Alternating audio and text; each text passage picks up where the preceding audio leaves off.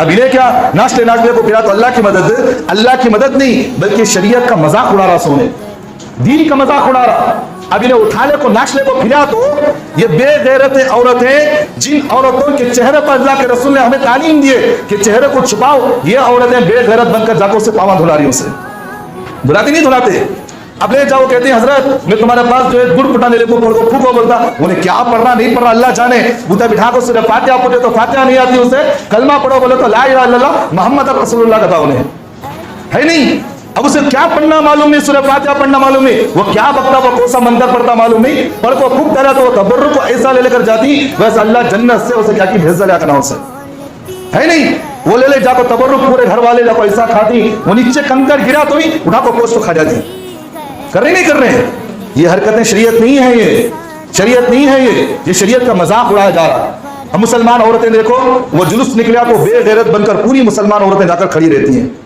عورتیں جو ہے اللہ نے حکم دیا وقرن فی بیوتکن ولا تبرجن تبرج الجاہلیت الاولی، اللہ کہتے ہیں کہ تم زمانے جاہلیت کی طرح باہر نہ نکلو۔ نماز جیسی عبادت کو عورتیں مسجد میں آنے کی اجازت نہیں ہے، اجازت میں نماز جیسی عبادت، یہاں تک کہ علماء نے مسئلہ لکھا ہے اگر عورت کعبۃ اللہ میں گئی ہے حج کرنے کے لیے، عمرہ کرنے کے لیے، مدینہ منورہ کے اندر بھی ہے تو علماء نے مسئلہ وہاں بھی لکھا ہے، حدیث کے روح سے اللہ کے رسول نے فرمایا میری مسجد میں میرے پیچھے پڑھنا اس سے زیادہ افضلیت یہ ہے کہ تم گھر میں پڑھو نماز۔